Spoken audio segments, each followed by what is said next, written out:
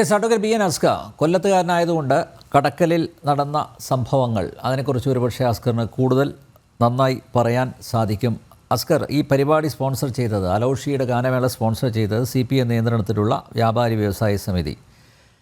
ആ വേദിയിലും ഇദ്ദേഹത്തെ ആദരിച്ചല്ലോ. ആ വേദിയിലും അതുപോലെ ഈ മുൻനിര CPM നേതാക്കന്മാർക്ക് വേണ്ടി മാത്രം ഒഴിച്ചിട്ടു എന്നാണ് അവിടെ നിന്ന് അറിയാൻ സാധിച്ചത്. അവിടെ ബ്രാഞ്ച് സെക്രട്ടറി, അതുപോലെ ലോക്കൽ സെക്രട്ടറി, മറ്റുള്ളവരൊക്കെ ഇരുന്നു. കഴിഞ്ഞ വർഷവും ഇതേപോലെ ഉണ്ടായിരുന്നു എന്നാണ് പറയുന്നത്. കാണികളുടെ ആവശ്യപ്രകാരം പാടി എന്നാണ് അവർ വാദിക്കുന്നത്. പക്ഷേ കാണികൾ അങ്ങനെ ആവശ്യപ്പെട്ടിട്ടില്ല എന്നും കേൾക്കുന്നുണ്ട്. ക്ഷേത്രോപദേശക സമിതിയുടെ president CPM Irattakulam branch secretary വികാസാണ്. മാത്രമല്ല, സർക്കാർ ജീവനക്കാരൻ ഉൾപ്പെടെ ഉത്സവ കമ്മിറ്റിയിൽ ബാഡ്ജും അണിഞ്ഞ് വളരെ സജീവമായിട്ട് അദ്ദേഹത്തിൻ്റെ സാന്നിധ്യം അവിടെ അറിയിച്ചു. അസ്കർ, ഒറ്റ കാര്യമേ പറയാനുള്ളൂ. നേരത്തെ ക്ഷേത്രങ്ങളിൽ എന്തൊക്കെ നടക്കാൻ പാടില്ല എന്നൊക്കെ കൃത്യമായിട്ട് നടേശൻ സാറും അതുപോലെ ശ്രീ ബിജി തമ്പിയും കൃത്യമായിട്ട് അത് വിശദീകരിച്ചു കഴിഞ്ഞു. ഇതുപോലുള്ള ഒരു സ്ഥലത്താണോ പുഷ്പനെ അറിയാമോ 100 പൂക്കളെ എന്നൊക്കെ പാടേണ്ടത്? അസ്ക ഒരു കടുത്ത പാർട്ടിക്കാരൻ എന്ന നിലയിൽ ചിന്തിക്കാതെ താങ്കൾ ഒന്ന് ആലോചിച്ചു നോക്കൂ. അല്ലെങ്കിൽ ഇതില് ആരാധനാലയങ്ങൾ എപ്പോഴും ആധ്യാത്മികതയുടെ കേന്ദ്രങ്ങളും ആധ്യാത്മിക അന്വേഷണത്തിന്റെ സാധ്യതകളുള്ള സാഹചര്യങ്ങൾ മാത്രമേ ഉണ്ടാവാൻ പാടുള്ളൂ എന്ന് കരുതുന്ന ഒരാൾ കൂടിയാണ് ഞാൻ. ഒരുപക്ഷെ കേരളത്തിലെ ക്ഷേത്രങ്ങൾ എന്തുകൊണ്ട് കക്ഷി രാഷ്ട്രീയത്തിന്റെ പിടിയിൽ അകപ്പെടുന്നു എന്നുള്ളതൊരു വലിയ ചോദ്യമാണ്. കേരളത്തിലെ കക്ഷി രാഷ്ട്രീയത്തിന്റെ പിടിയിൽ ക്ഷേത്രങ്ങൾ അകപ്പെട്ടു പോയിട്ടുള്ളതിന്റെ ഏറ്റവും പരമപ്രധാനമായിട്ടുള്ള ഉത്തരവാദി കേരളത്തിലെ RSS ആണ്. RSSന്റെ ശാഖകൾ നടത്തിയിട്ടുള്ളത് ക്ഷേത്ര മൈതാനത്താണെന്നുള്ളതിന് മറ്റു തെളിവുകളൊന്നും നമ്മുടെ മുന്നിൽ വേണ്ട. ഏതൊക്കെ ക്ഷേത്ര മൈതാനത്തുണ്ടോ ആ ക്ഷേത്ര മൈതാനത്തെല്ലാം കേരളത്തിലെ RSSന്റെ ശാഖകൾ നടത്തുകയും അതിനൊരു രാഷ്ട്രീയ ഭേദമന്യേ അഭിപ്രായ വ്യത്യാസം പറയാതിരിക്കുകയും ചെയ്യുക എന്ന് പറയുന്നത് അത് പൊളിറ്റിക്കൽ കറക്റ്റ്നസ് അല്ല എന്ന അഭിപ്രായമുള്ളത്. RSSന് ക്ഷേത്ര മൈതാനത്തിനുള്ളിൽ അവരുടെ ഡ്രില്ല് നടത്താമെങ്കിൽ അല്ലെങ്കിൽ ശാഖ നടത്താമെങ്കിൽ നിശ്ചയമായും മറ്റിതര രാഷ്ട്രീയ പാർട്ടികൾ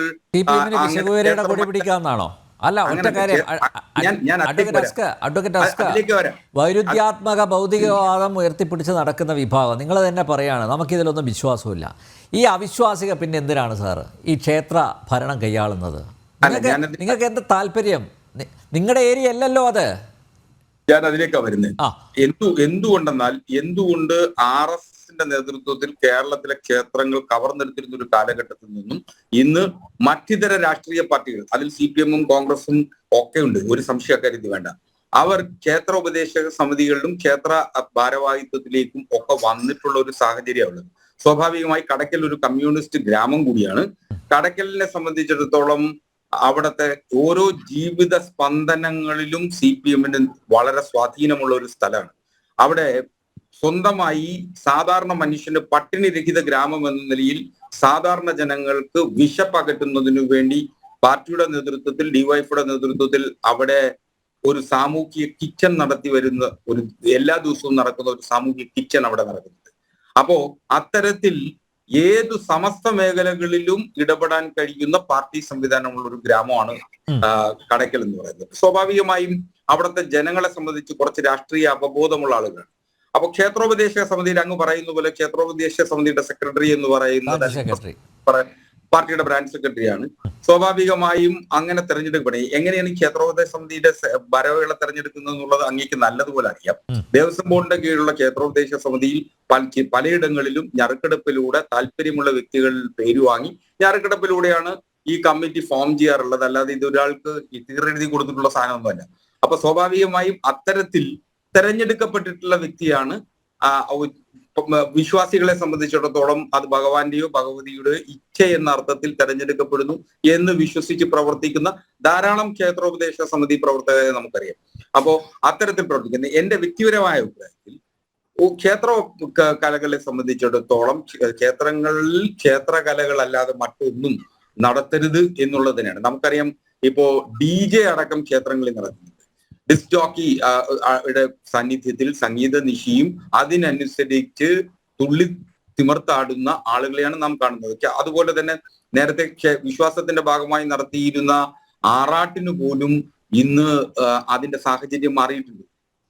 ആറാട്ടിന് ഭഗവാൻ അല്ലെങ്കിൽ ഭഗവതി നാടി ചുറ്റി കാണാൻ ഇറങ്ങുന്ന സാഹചര്യത്തിൽ ഭക്തജനങ്ങളെ കണ്ട് തൊഴുന്നതിന് വേണ്ടി വരുന്ന ഘട്ടത്തിൽ അവിടെ കാണുന്നത് ഈ ഡിസ്ക് ജോക്കിയും അതുപോലുള്ള ഡിസ്കോയും ബ്രേക്ക് ഡാൻസും ഒക്കെ കളിച്ച് മുന്നിൽ പോകുന്ന ആളുകളെയാണ് പലപ്പോഴും നമുക്ക് കേരളത്തിൽ കാണാൻ കഴിയുന്നത്. ഇതൊരു വലിയ അപജയം തന്നെയാണ്.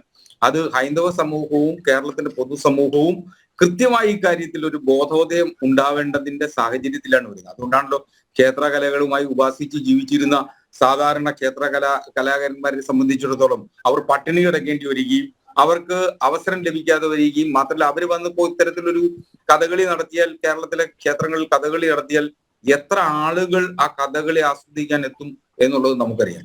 അതുപോലെ തന്നെ ഒരു ഓട്ടംതുള്ളൽ ഉണ്ടായാൽ അത് എത്ര ആളുകൾക്ക് അത് ആസ്വദിക്കാൻ കഴിയും എന്നുള്ളത് ഒരു വലിയ ചോദ്യമായി നമ്മുടെ മുന്നിൽ നിൽക്കുകയാണ്. അപ്പൊ അതുകൊണ്ടാണ് ചെറുപ്പക്കാരെയും മഹാഭൂരിപക്ഷം ആളുകളെയും സ്വാധീനിക്കാൻ കഴിയുന്ന തരത്തിലുള്ള ഇത്തരം സംഗീത വിരുന്നുകൾ ക്ഷേത്ര കലകളിൽ സ്ഥാനത്ത് മാറ്റി പ്രതിഷ്ഠിക്കപ്പെട്ടിട്ടുള്ളത്. അങ്ങനെ സംഗീത വിരുന്നുകൾ വരുമ്പോൾ സ്വാഭാവികമായും ഒരു കമ്മ്യൂണിസ്റ്റ് ഗ്രാമത്തിൽ വന്നപ്പോൾ അലോഷിയെ പോലുള്ള ഒരു ഇടതുപക്ഷ സംഗീതം അല്ലെങ്കിൽ ഇങ്ങനെ ഇടതുപക്ഷ സംഗീതം ആലപിക്കുന്ന അലോഷിയെ തീരുമാനിക്കുകയും അലോഷിയുടെ സംഗീത വിരുന്ന് ക്ഷേത്രോപദേശ സമിതി അവിടെ നടത്തുകയും ചെയ്യുന്നു. അപ്പൊ സ്വാഭാവികമായും അവിടെ കൂടിയ ആളുകളുടെ ഭാഗത്തു നിന്നും ഇത്തരം ഗാനങ്ങൾ ആലപിക്കുന്നതിന് വേണ്ടിയിട്ടുള്ള നിർദ്ദേശം അദ്ദേഹത്തിന് കൊടുക്കുന്നു. സ്വാഭാവികമായ ആ നിർദ്ദേശം പ്രേക്ഷകരുടെ ആവശ്യത്തിനനുസരിച്ച്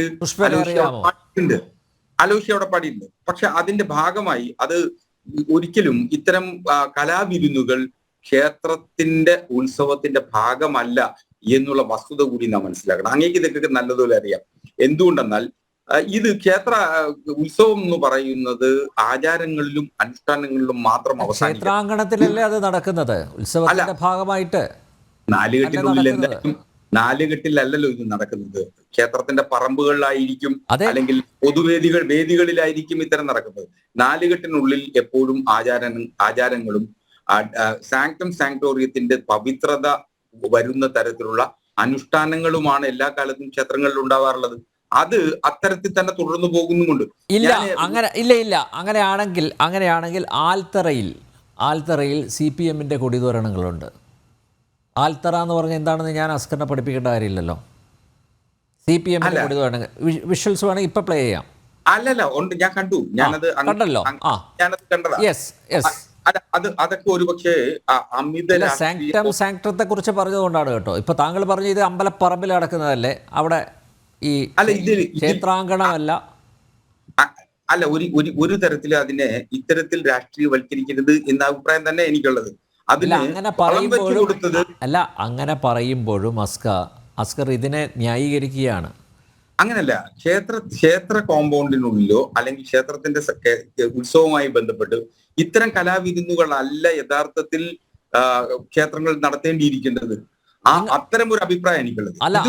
എന്തുകൊണ്ടെന്ന് പറഞ്ഞാൽ സമൂഹത്തിൽ ഒരു വലിയ മാറ്റം ഉണ്ടായിരുന്നു. അല്ല, പുല്ലോട് കൂർമ്മക്കാവിലെ ഈ ചെഗുവേരയുടെ കൊടിയുമായിട്ട് ഈ സാങ്ക്ടത്തിലാണ് സർ പ്രവേശിച്ചിരിക്കുന്നത്. അല്ല, ഇതില് പലപ്പോഴും നമ്മുടെ വ്യക്തിപരമായ ഓരോ വ്യക്തികൾക്കുണ്ടാവുന്ന ചില മനോവൈകല്യത്തിന്റെ കൂടി പ്രശ്നം ഇക്കാര്യത്തിലുണ്ട്. ആ മനോവൈകല്യത്തിന്റെ ഭാഗമായി ചില രാഷ്ട്രീയ അപ്രമാദിത്വം കാണിക്കുന്നതിന് വേണ്ടി ചിലപ്പോ ചില ആളുകൾ ഇത്തരത്തിൽ പെരുമാറിയിട്ടുണ്ടെങ്കിൽ അത് ഒരു വലിയ പ്രത്യയശാസ്ത്രത്തെയും വലിയ രാഷ്ട്രീയത്തെയും അങ്ങനെ അപമാനിക്കാൻ പറ്റില്ല. ചെഗ്വേര ആരായിരുന്നു എന്നും എന്തായിരുന്നു ചെഗ്വേരയുടെ രാഷ്ട്രീയ ലക്ഷ്യം എന്നും മനസ്സിലാക്കാത്തത് കൊണ്ടുമാണ് പലപ്പോഴും പല ആളുകൾക്കും ചെഗ്വേരയെ വേണ്ടിടത്തും വേണ്ടാത്തിടത്തും ഒക്കെ ഇങ്ങനെ പ്രദർശിപ്പിക്കേണ്ടി വരും.